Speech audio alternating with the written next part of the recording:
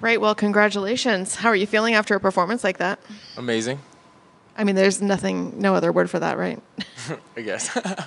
Is that what you expected to happen, or did you think you'd have to have a harder fight with him? It's always prepare for the worst. How does it go? Like prepare for the worst. You know what I'm saying? Like expect. I don't know. You know what I'm. I know what you mean. Yeah, exactly. Yeah. Expect the 3 rounds. Hope for Hope for the best. Yeah, exactly. There we go. So, what did you expect from him?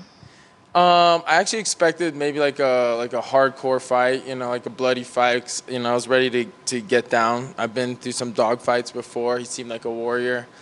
But I also told myself, no matter how hard this fight's gonna be, I'm gonna have fun with it. How do you have fun in there? Just get loose right before I come out to some Bay Area music, So I walk in there, and it always puts me right at home when I come out to some Bay Area music. There's just something about it that just takes over me. I'm confident. Reminds me of when I was growing up. Like when I was literally the kid on the bus. I always remind myself that I'm the kid in the bus. Sometimes I'm scrapping with people and stuff like that. It always puts me in this mindset where it's like kill or be killed. There's no referee, you just go all out, So, and every time I do that, I always come in there a little loose, and it always reminds me of where I came from, and that always gives me the strength to fight through anything. Did you have a lot of fights on the bus? When I used to take the bus a lot. Everywhere I went, I used to, like work as a kid, and I used to get in a lot of fights as a kid, especially in the neighborhood, standing up for my family and stuff like that. In the Philippines, I used to get in a lot of fights. I used to get in a lot of fights in school, outside of school, before the bus, after the bus. So, but when I was the kid on the bus, like it just reminds me of how hard my life was growing up. That's what I mean by that. Is that how you kind of found this career? Is realizing you were good at it on the street? Yeah, well, I found out I was good at it. I didn't do martial arts for me. I did it honestly because I was just myself and my two sisters and my mom. So I wanted to learn martial arts originally. What motivated me to stay in it was to protect them because I was the only boy in the house. And then everyone in school saw I was a pretty good athlete, so they got me into football and wrestling. And then my friends got me into fighting and kickboxing. And it was like, I was a small kid, and I found out I was really good at it. Like I had power, and as a small dude, I could just knock people out. I would knock out adults when I was like 15, 13 years old, 14 years old. I could just knock people. I was really small. I could knock people out. So that's how I found out, just by defending myself and defending my family. Can you talk to me a little bit about your opponent? I know you didn't, fight him very long, but was there anything about him that surprised you, or what did you think of him? I knew he was an explosive fighter, fast, well poised, know how to control the distance well. But yeah, he was everything I expected, honestly. I just felt like it was going to go longer, and I thought I was going to go into the second or third round and would have to dog him out for a win. But I'm glad I got the win the way I did.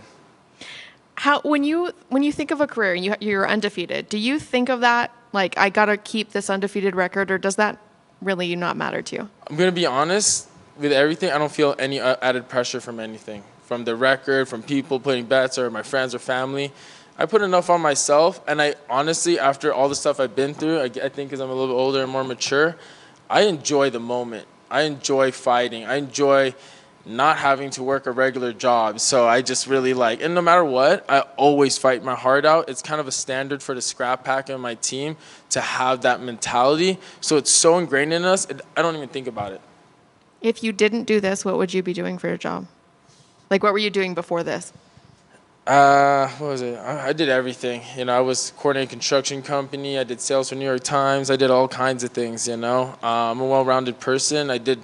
But I did a lot of construction, and that's what gave me strength, especially working with concrete, working with my hands. I've been doing that my whole life, breaking concrete since I was like 7, 8 years old, carrying sandbags. And then that made me strong, and everyone in school saw how I was pretty strong pound for pound, and that's what got me into sports. Everyone from my community in San Rafael, Marin County, California, though I blame those guys and my friends around there for helping me get into MMA, get into sports, because my mom raised me to be an intellectual and an artist, actually.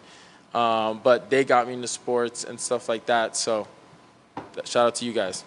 What kind of art? I can do anything in art. Painting, ceramics, anything, drawing.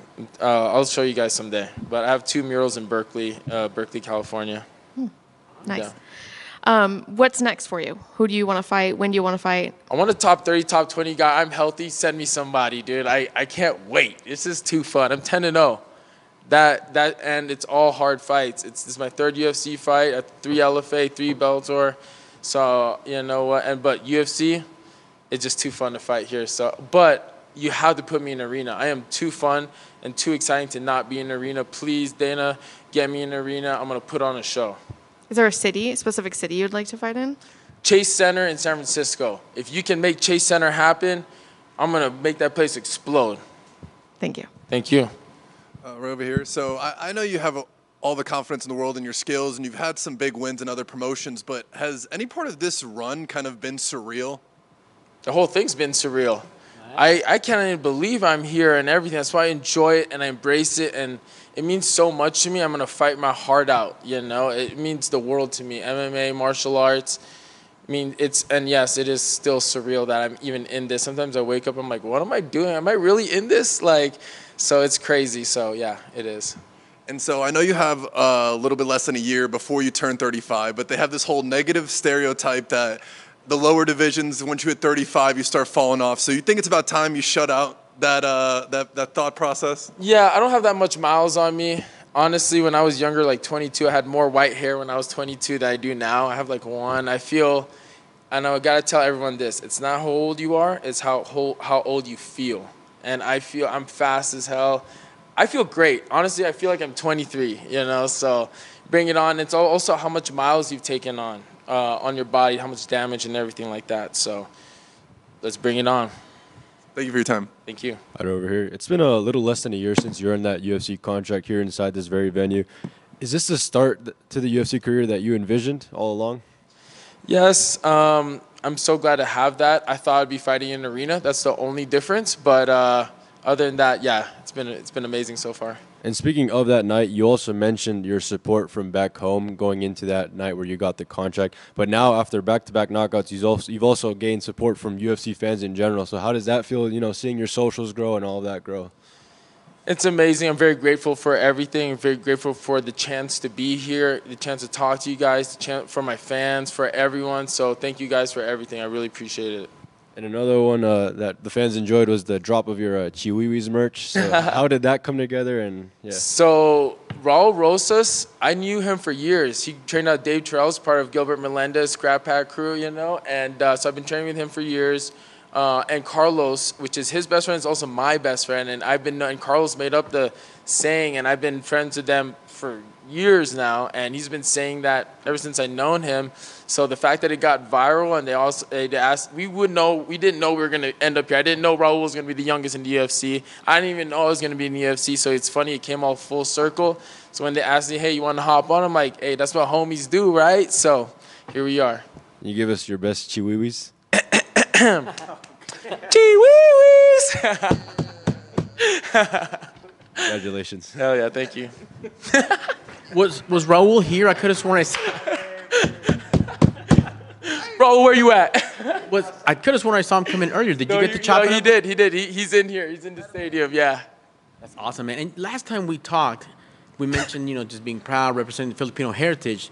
Manny doing his thing here. You gave us another, like a Pacquiao Morales type of banger, man. Can we just expect that from you going forward? Is that too much to ask? Oh, absolutely. I take out Filipinos are great strikers.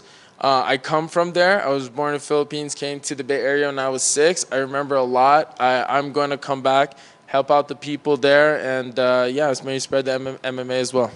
And last for me, you mentioned that whole on the bus. We got so much stuff going on with, bullying and social media and, all that stuff. Like, give me that message to people who are experiencing that Monday morning. They know exactly what you mean by that.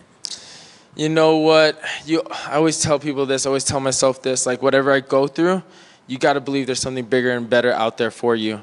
That you're not going to throw away your life over some BS, and that you're going to persevere through everything, and you're going to find a way. If you don't find a way, you're going to make a way. If you don't find a door, you're going to build a door. And that's what I want everyone to learn and get from me. That's awesome, man. Great example. Congrats on the win. Salamat po. Thank you. Thank you so much. Yes. Chihuahua to your boy. Gee wee whiz. There they are right there. Yay, yay, yay, yay. Heck yeah. Congrats. Thank you guys.